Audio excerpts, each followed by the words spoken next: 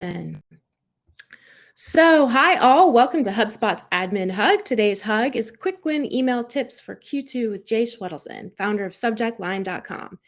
Jay is going to share some quick wins to implement into your campaigns today with some key takeaways, including the power of A/B testing with subject lines, ideal sending days and frequencies, some major pitfalls to avoid, and more. Jay, I am super excited to dive into these Q2 tips. Why don't you go ahead and take it away for us? Rock and roll. Thank you. Thanks for the intro. Let me share my screen because that's always the most exciting part of this whole thing here. So, you can see my screen? Not yet. Yes. No? There it is. How about it? Oh, hooray. All right. So yeah, I'm Jay. I'm super excited to be here. Love all things HubSpot. Love the hugs. I've spoken at some of the different hugs around the country, around the world, and you admins make it all happen. So props to you all. I talk incredibly fast. There's nothing I could do about it. I have too much caffeine. That's who I am.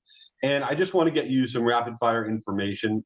And so let me tell you about where my data comes from, because I'm going to share with you the latest tips, techniques, stuff that's working in the world of email marketing. And this has nothing to do with my business. Who cares what I do for a living? But I just want to give you background on where my data comes from.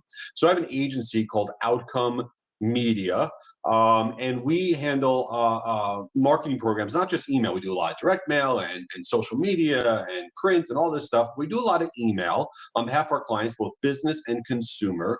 And we use many different platforms, not just HubSpot, but of course we love HubSpot the most.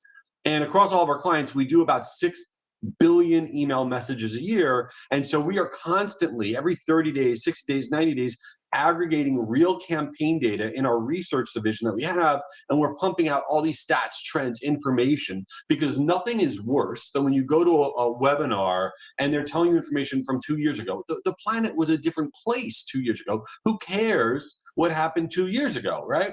So that's where my data comes from. That's what I'm going to share.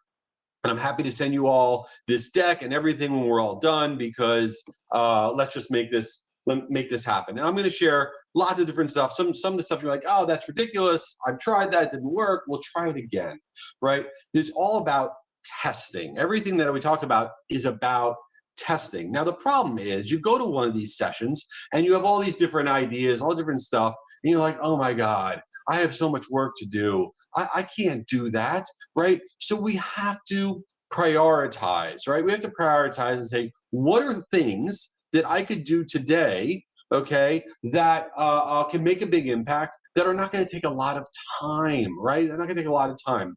So we look at this. These are the things that you can be testing, right? Running tests on, that are going to have a big impact, that really take almost no time to test and to try, okay? Whether it's the day of the week, the time of the day, the friendly from, the subject line, and we're going to touch on a bunch of these things.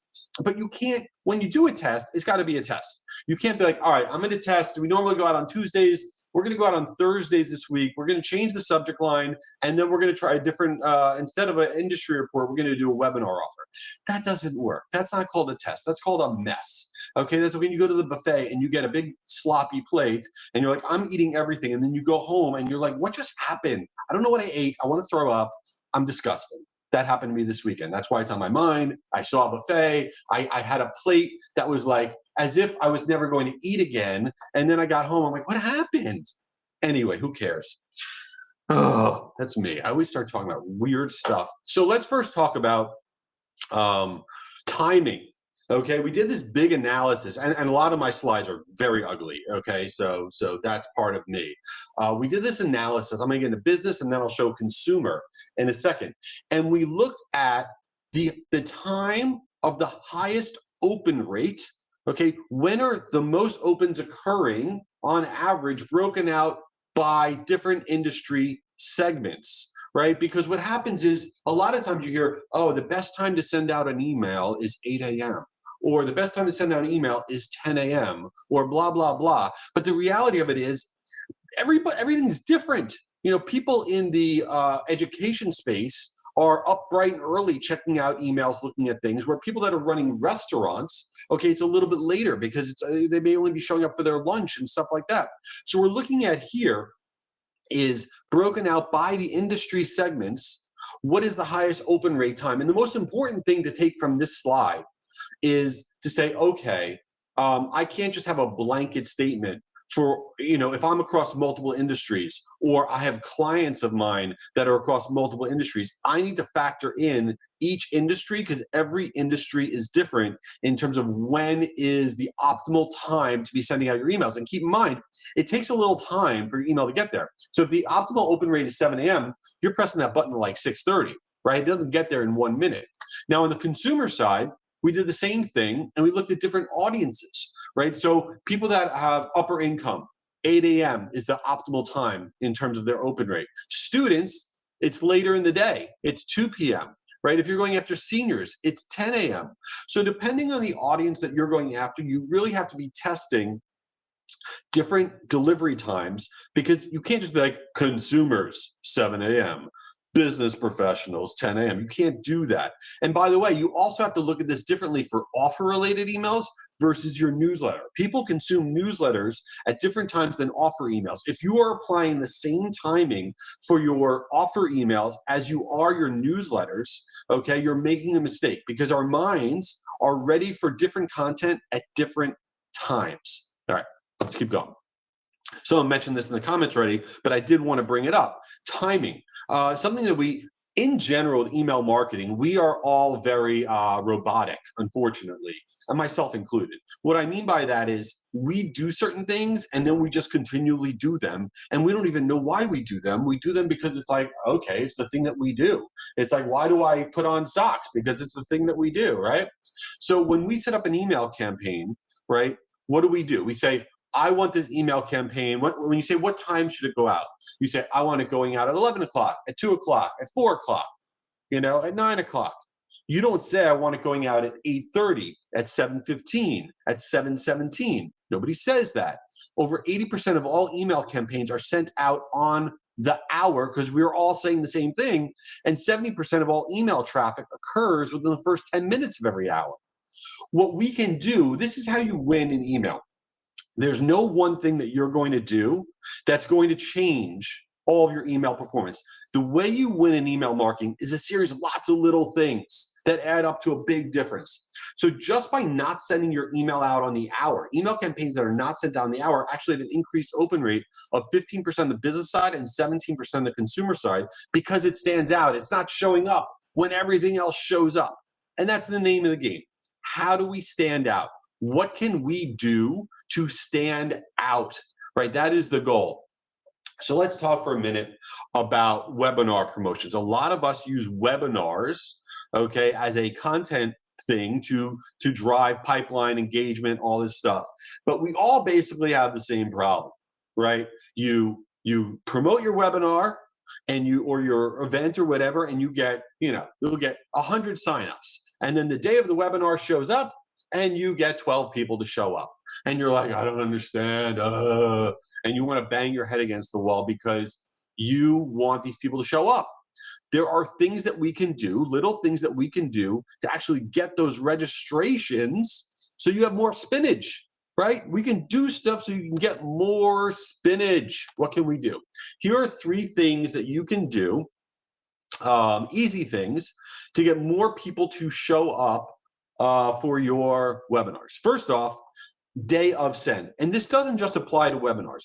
Day of send is so important. I don't care if you're marketing to consumers or to business professionals. When I talk about day of send, I'm talking about you have an offer, right? You have a sale that's ending today, okay? You have a webinar that's happening later in the day. Anything that you have that's coming to conclusion, you must do a day of send to tie up that offer. An email sent within 4 hours of the webinar increases the show-up rate by 28% versus no day of send. But this day of send also applies to a sale. It applies to anything that is ending, registration of any kind. You must do a day of send within 4 hours of the end of that thing. Okay, it's critical. It's an easy test. The next one is testing Fridays. Again, this doesn't just apply to webinars. The world changed during the pandemic. I don't know about you. Okay, I'm one of the few people that actually comes to my office. I have an empty building here. Everybody works remotely, which is great. Okay, but what has happened, I think, because so many people work remotely and the world's changed, is that Fridays have become this really weird day, right?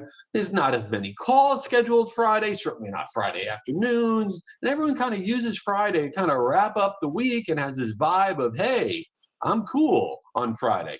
We see it with webinar registrations and show up rates. If you do a webinar on a Friday, the last 90 days, this wasn't the case a year ago, the show up rates have increased 37% in the last 90 days. And I think it's because we have time. So it's worth a test. You know, if I put out 15 test ideas and you test them and 4 of them work, you may say Jay's a moron, and you may be right. But you have 4 new things in your arsenal, okay, that you can use. And it's all about testing. This stuff's not going to work for everybody, but it's stuff to kind of shake things up and try new things. The other thing is 30 minutes or less. Here's a secret about email marketing and marketing in general and life. Nobody cares about anything. That's not just about webinars. Nobody cares literally about anything. The only thing people care about, like, was it last night? No, 2 nights ago, Sunday night, I was very upset with Netflix because it was the Love is Blind reunion. Okay. And I was very invested in what was going to happen with Kwame and everybody else. And the thing didn't work because Netflix tried to stream it live. It didn't work. I cared about the reunion. Other than that, I don't care about anything really. And so I digress. So things need to be really short. They need to be 30 minutes or less. Webinars that are promoted right now as 30 minutes, or less, have a 31% higher show up rate than longer events. Actually telling the person, this is only 30 minutes. You're going to get all these great ideas in 30 minutes because you're telling the person, we know you don't care, but you might care enough to spend 30 minutes with us. That matters, okay? Little things really matter. Let's talk for a minute about ChatGPT. All right, listen. It's like mind-numbing, right? ChatGPT's everywhere. I mean, you can't like get away from it. It's so annoying, right? It's so annoying. The last thing you want to do is talk about ChatGPT in one of these webinars. But I think it's really important. First of all, if you haven't messed around with ChatGPT, it's too easy. Just go on, anyone can go on, and you can mess around with it. You have to mess around with it because it's not going anywhere, okay? Yes, is it going to take over the world? Yes. Is society going to collapse? Probably. But between now and society collapsing, we need to know how to use it for, okay? So, and I'll send you this in the deck, but just to get your mind going, when you go there, you could put in prompts, right? Prompts are the thing that you tell ChatGPT or Bard, which is the Google version, to do, okay, so you can get results. So if you just go to ChatGPT and you go rewrite, and then you put your subject line to be more suspenseful, less than 50 characters, you're going to be amazed at the subject lines that you get that are really well written. You could do the same thing for tell it to turn my subject line into a question, tell it to make it more funny, tell it to make it more urgent, right? Super win. The things that I think have been really enlightening are the call to action prompts. Okay, so if you go to ChatGPT and you go rewrite this call to action, the word download, without saying the word download, this, for example, is what it spits back. Okay, all these different things. Now, why does that matter? Why do the call to action prompts really matter to me? Because I think as in marketing in general, the thing that we are collectively all the worst at is the call to action buttons, right? Forget it. You go to a landing page and you have the word submit. I don't even understand how submit became part of the vernacular of marketing. It's the weirdest word. Like every website on the planet says submit. I mean, think about that for a second. That is totally weird and strange. And yet we all have it on our websites. Submit. No, it's weird. But putting that aside, using words like download or register, these are things where you are telling somebody what to do. They're borderline obnoxious. Okay. What we want to do though is state the benefit. And that's why these prompts are so great. Call to action buttons that state the benefit versus the commitment. So the call to action button, you open up the email, you got the button. What does the button say? The button can be really long. You can say whatever you want to say. Okay, if it states the benefit, get the tips instead of download, save now instead of buy now, save my seat. If you get an email and it's promoting like a webinar and it says register, who cares? But then if it says save my spot, or it says I want in, you're not going to look at that email and be like, this email's awesome. I love this email. I'm clicking on this button because this is the greatest button I've ever seen. Nobody says that. But in your mind, in your subconscious, in that millisecond that you're considering things, you're going to see save my spot. Ooh, your brain, somewhere deep in your brain, is going to be like, I want to save my spot. It's way better than register. Okay, increases click-through rate by 24%. Again, we talked about at the beginning is this doesn't cost you $1. It doesn't cost you $1 to try these things, right? It's all about testing. If you're not doing A/B testing on your call to action buttons, then you're failing. It's too easy. It's just too easy. Let's talk about offers. By the way, this meme, it kills me because, first of all, White Lotus, great show, fantastic show, right? Aubrey Plaza, I think that's her name. She's great. What was she in? Emily the Criminal? Great movie. If you have nothing to watch, which is impossible right now, because what am I watching? You don't care. I'm done with Love is Blind. They're coming out with a UK edition, by the way. Now I got Succession I got to watch. Okay, I just started the show on Apple Plus with Jennifer Gardner. It's all right. I read the book. It's okay, not great. Who cares? Aubrey Plaza, Emily the Criminal, great movie. Moving on. Don't know why I talked about that. Okay. Jay, We did a whole, yes. Not to interrupt you too much, but before you move on, there were a couple questions on the translation. Do those buttons, do they translate well into other languages in terms of being, a little more phrase-like versus action-like? Okay, great question. And I'm sorry, I can't see the chat. So for all I know, you're saying Jay's a giant loser, which I would have total respect for that. So let me. So I would say when you're looking at what I'm putting out here, in a lot of ways, I would say don't be, especially when you're talking about other languages and other geos, don't be literal. Don't go verbatim necessarily on the words that you see on the screen, especially in other languages and other geos. It's more about the concept, right? Where whatever you're putting your call to action button right now, are you making it a benefit to the person, or are you telling them what to do? And so what you want to test, the test is not really save my spot or register. That's not the test. The test is, what are you doing today? Today, I'm putting in there whatever word you're using, let's say download. And in your geo, what is it that, this is going to be a ridiculous example, but, get in the queue, or, whatever you might say in England, okay? Use your vernacular in your geo, that's a benefit. And that's really what the test is. So it's a great call out. I'm not sure if there are any other questions in the chat while I'm jumping around here. I think you're good right now. Lots right, of positive responses to everything. Well, that would be discouraging right now if you said, by the way, everyone thinks this is terrible. That would be awkward.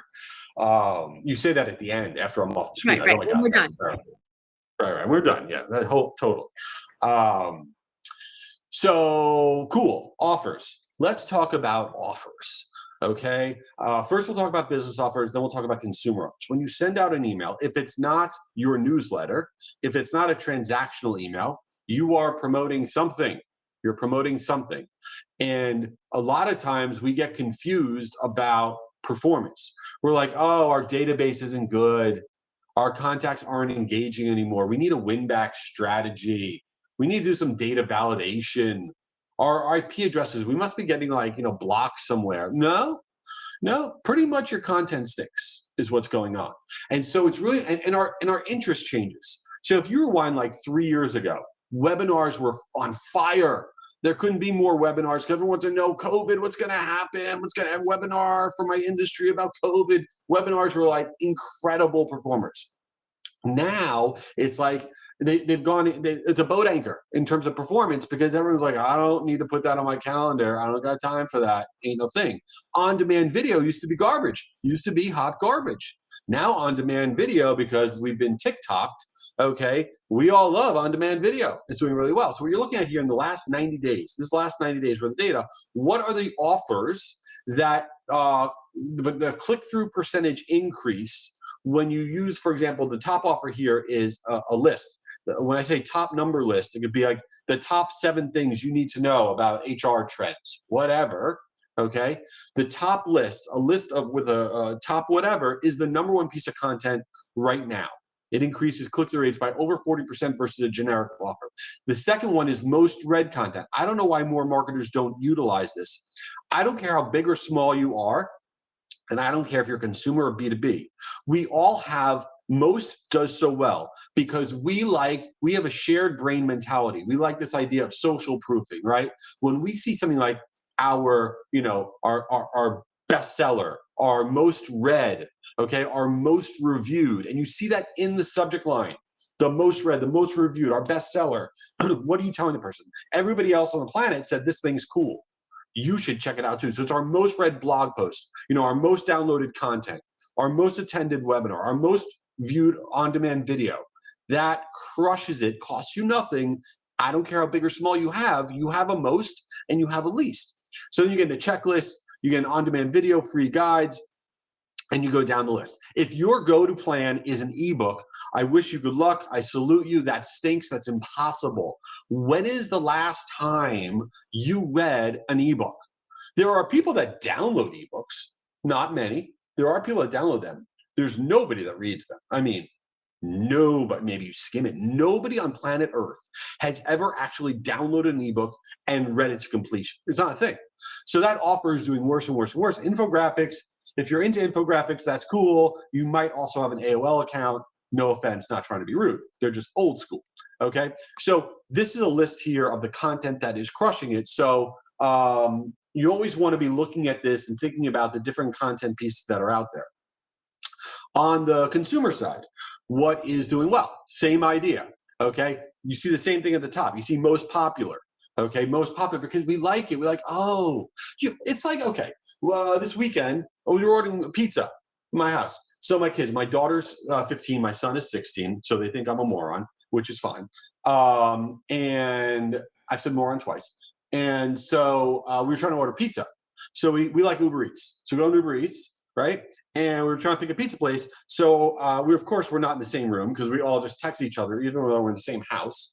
And I text everybody, how about this place? And they all, they fire back, that thing has a 4.1 review. That's terrible. That's disgusting. What's wrong with you? Well, it looked good. The pictures look good. I don't know, right? We all want to do the thing that's popular, that everybody likes. That's what we've been trained to do with all these apps and everything, right?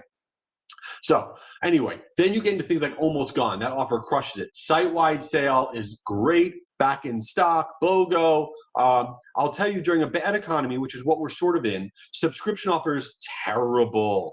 How many of you are signing up for, some sort of food delivery service today? Zero burger. Okay, not happening. Anyway, so it's good to know which offers are really driving performance. All right, let's talk a little bit about the friendly from. I'm a big fan of the friendly from, right? The friendly from, when you're friendly from, and I'll show you exactly what I mean, the friendly from matches, okay, the subject line. When the topic of the friendly from matches the subject line, increase your open rates 25 to 28%. This is like the thing in email marketing that so many marketers don't do. It's so easy, and it's the easiest way to impact your results that takes 5 seconds. Ann Hanley, love Ann Hanley from Marketing Props. She's awesome, okay? She tweeted this out. Ann Hanley, if you don't know her, you got to follow her. She's like amazing, right? Huge following, B2B, whatever. Your from line matters more than your subject line. Shouted caps for the people in the back. This is the single biggest thing I've learned in 2.5 decades as a marketer. Come on, that's a big deal. Your from line matters more than your subject line. When I send you an email, my email address is the letter J, Schwedelson at CorpWD, but when you get it, it says J Schwedelson. Nice and neat, because I set my friendly from to be my name. It looks better. Great. Okay, we could all do that. It takes 3 seconds. On HubSpot, it takes 3 seconds, right? So when I get all these emails from Salesforce, what do? Right? They don't just send me an email that says Salesforce. They use a friendly from, and I only have one email address with Salesforce, okay? They use the email address, they use a friendly from, and depending on what the subject line offer is, they change the friendly from for each send. Salesforce Marketing Cloud, Salesforce Service Cloud, Salesforce for small business, Salesforce for sales, Salesforce CEO programs. Because when I see that, I'm instantly connected to the email. I'm instantly interested because it's more specific. Okay, it's like, oh, I know what this is about. Let me check it out. Right? Apple does this all day long. Why do you get like 6 emails from Apple a day? You don't even realize it. Right? You have one email address with Apple. They're utilizing the friendly from. Gap, they're utilizing the friendly from. As marketers, for some reason, we don't spend anywhere near the amount of time with the friendly from that we should. Another way to utilize the friendly from is to do person from brand. Person from brand, Tammy from Buffer, Jonathan from Gong. When you do person from brand, it actually increases the open rates 25 and 21%.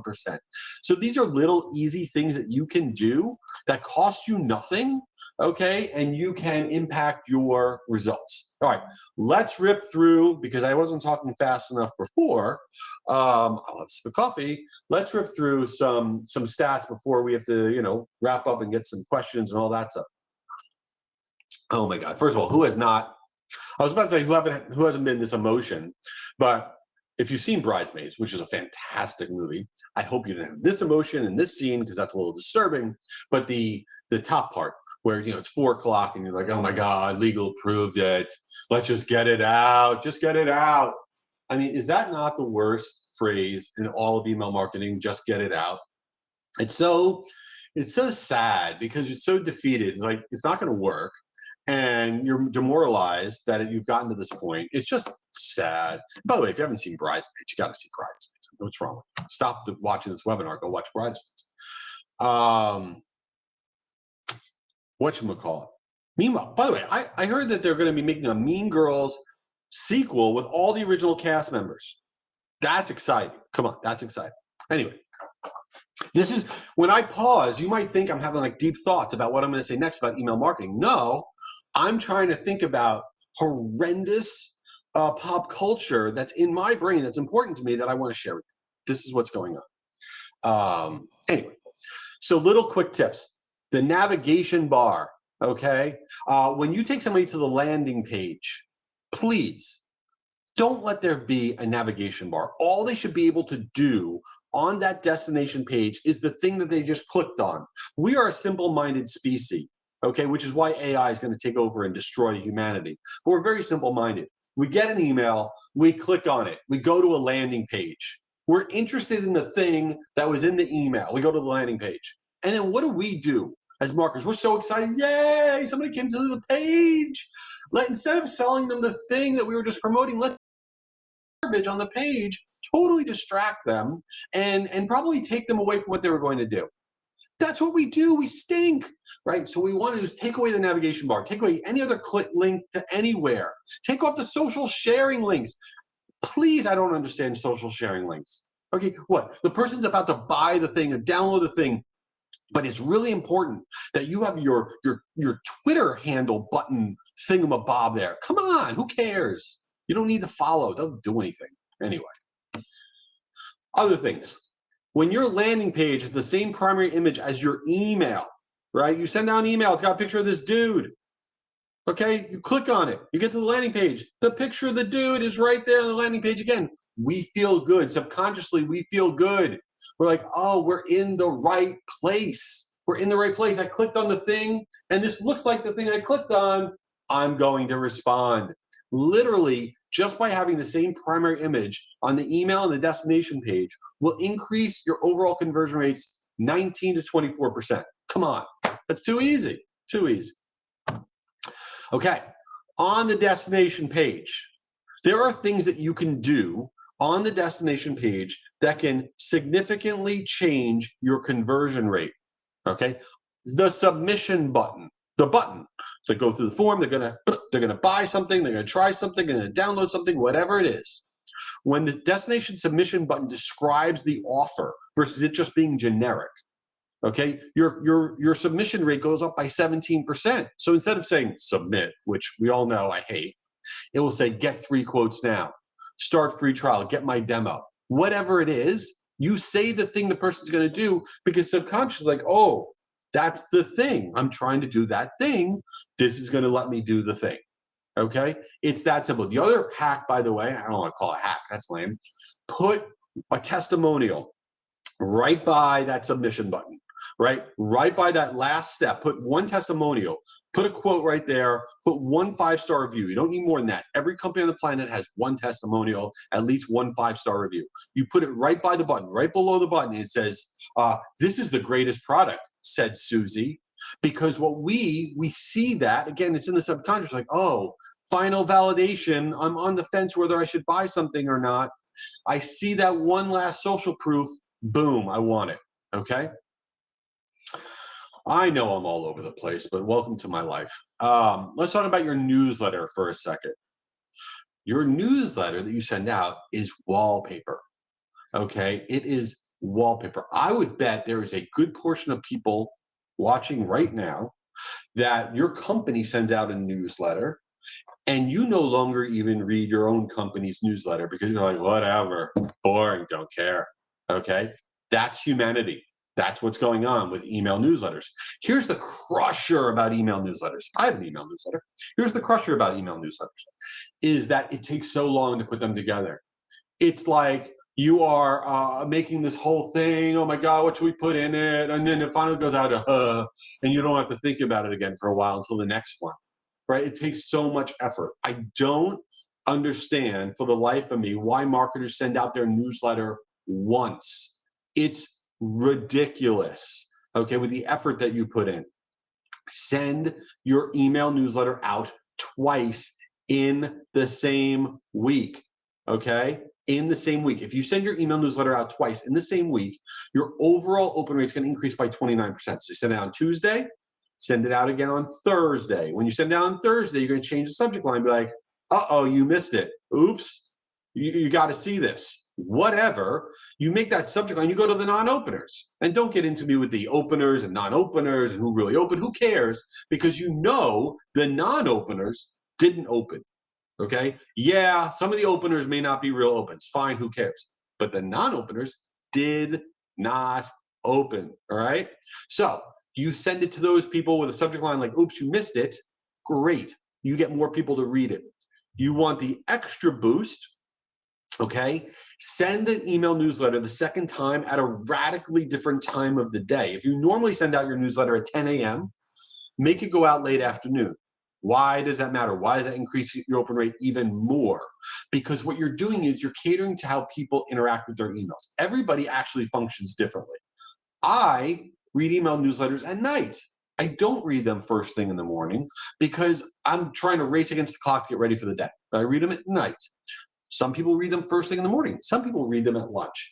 You want to cater to the other audience, right? So send it out a second time at a radically different time of day during that same week, and you'll see net new people opening it up. Nice. A few other things. Newsletters, subject lines. Less than 20 character email newsletter subject lines have a 21% higher average open rate. Okay? They just do. Why? Because they stand out. That's it. You want to stand out. Every time you hit send, you have to say to yourself, what am I doing in this email that's going to get my email to stand out versus all the other ones that are showing up? And going incredibly short is one way to do that. Now, let's talk about the other side of this. This one, you're going to be like, this guy's a doofus. 6% of subject lines have more than 65 characters. Okay? Subject lines with more than 65 characters have an open rate increase of 19 and 15%. You're like, yeah, but it gets cut off. It's going to get cut off. Who cares? Yeah, it's going to get cut off, but it's going to look super long. It is not going to impact deliverability at all. Okay. And it's going to stand out. And that's why you get a boost. This is all about testing, right? How do you stand out? How do you win? All about testing. So a few other things. Another cool trend that we're seeing is social proof in the subject line.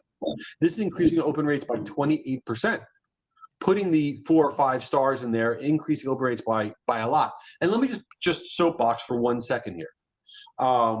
When you read articles that say that things are causing you to go to the junk folder, right? That there are spam trigger words, that you put emojis in the subject line, that you capitalize in the subject line, that you use this word in your headline content, blah, blah, blah, blah, and that's why you're going to the junk folder.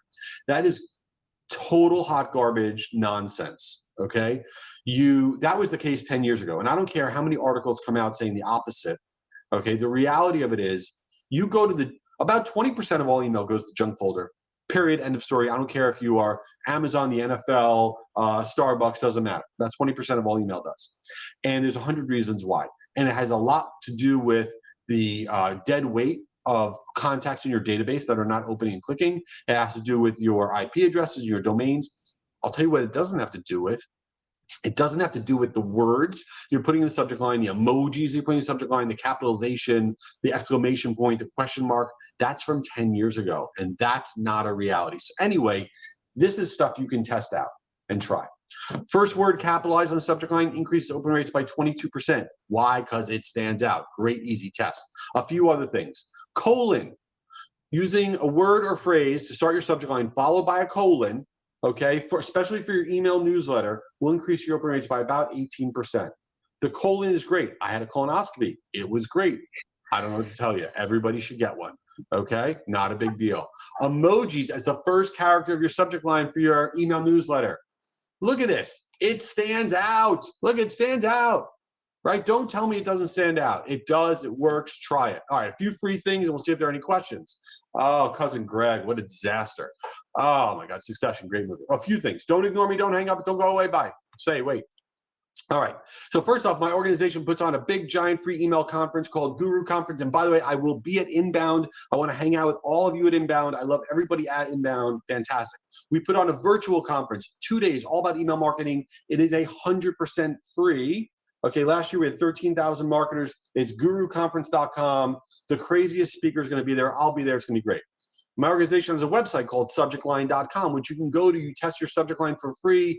It gives you a score. And we now have ChatGPT integration. Every time you put a subject line in, it gives you 5 alternates on what you wrote based on all of our data. So that's subjectline.com, and that is free. Okay, a few other things. We'll see if you want them.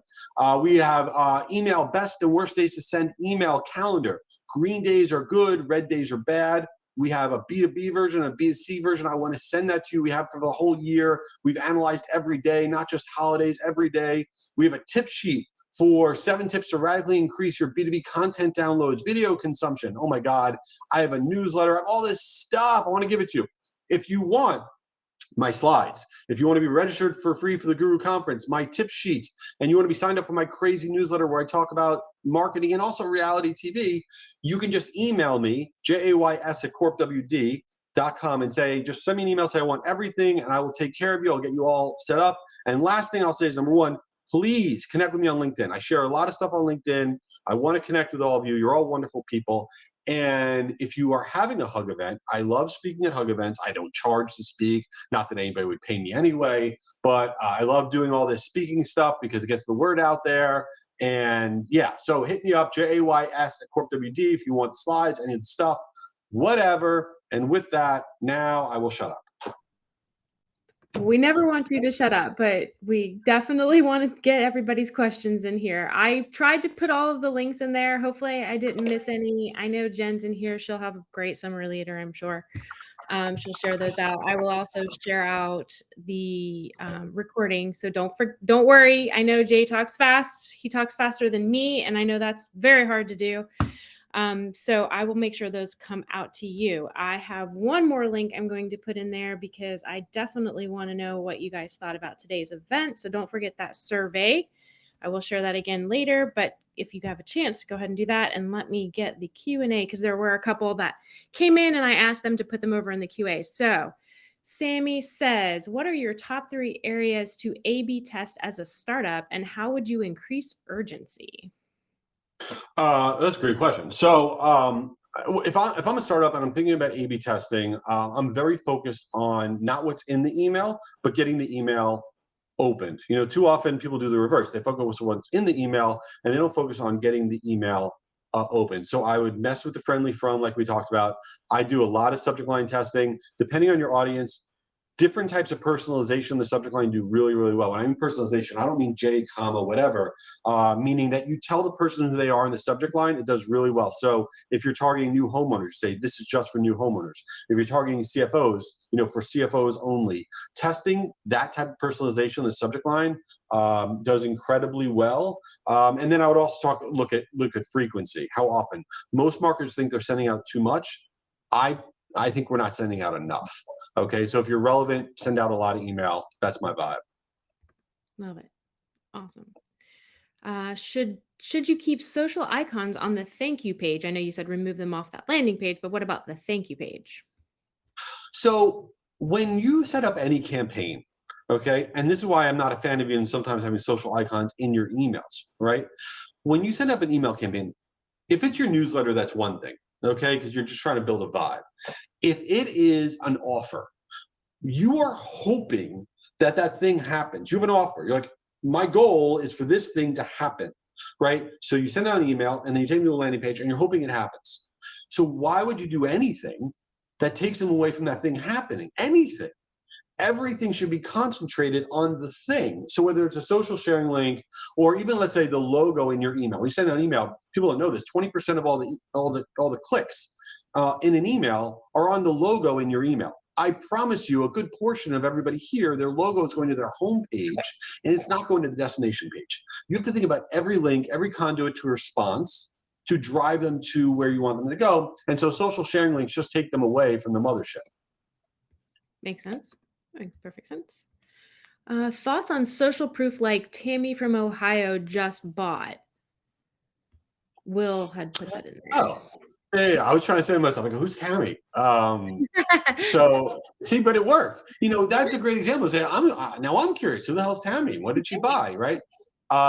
Yeah, that's a good test. I think that's a worthwhile test. I mean, it's not as robust as this is our bestseller and we have 400 5-star reviews. That's certainly a heavier use of social proofing. But I'm all in on that test. I think it'll be a really cool A/B test. Yeah.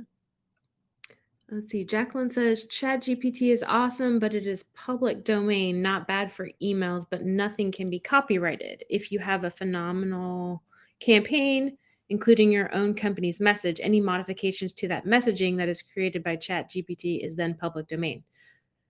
Not sure where the question was in there, Jacqueline. Maybe you can clarify.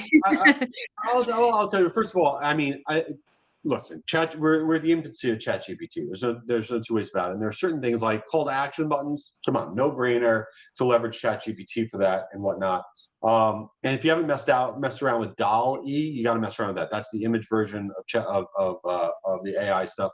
Super interesting.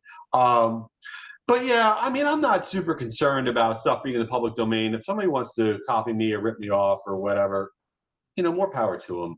I don't know. That's always been my vibe about anything in general. Sure. Cal says, should emails be as landing pages or simply on email sufficient? So what? Should emails be as landing pages or simply on email sufficient? So I'm going to guess, Cal, and I think you mean when it says, do you want to create a web page, a web version of this email? I'll tell you what you shouldn't do. I don't even know if that's the question, but please, for your pre-header, which we didn't talk about, nobody should be using the pre-header, which is the second subject line, for format issue stuff. If you can't view that, click here. You could do that as the second half of your pre-header, but that pre-header needs to be all about your offer. Needs to build on your subject line. Please don't have it just say, if you can't view this, click here. That's an epic fail, an epic waste of real estate. Agreed. Oh, we got another Q&A. Oh, it was just a comment, she said, about the ChatGPT. Gotcha. Yeah. All right. Do we have any other questions? I don't see anything else that come in unless I missed it. Don't forget to sign up for all of those amazing links that Jay shared. I can't wait to be there. I've already signed up for all of them, which is why I had the links ready. Nice. Well, I appreciate everyone being here, and love HubSpot, love the hugs. And if I could ever be of any use, just hit me up with any question or whatever. And if I don't know it, maybe I know somebody who does. And I don't know. Hopefully you watch horrible TV like I do. Tyler, I will be sending out the recording to everyone that registered. So if you're here, you registered, you'll be getting the email from me with the recording, and it'll be posted in all of our social locations as well. Well, that was awesome. I mean, Jay, you always pack an amazing amount of information into a very short amount of time. I very much appreciate it. We had fun. We had fun. We solved a lot of the world's problems. Fantastic. Anytime again. All right. All right. Anytime. Thank you, everybody. All right. We'll talk to you guys soon. Thanks so much. Appreciate you all. Thanks. Have a great one. Bye-bye. Bye.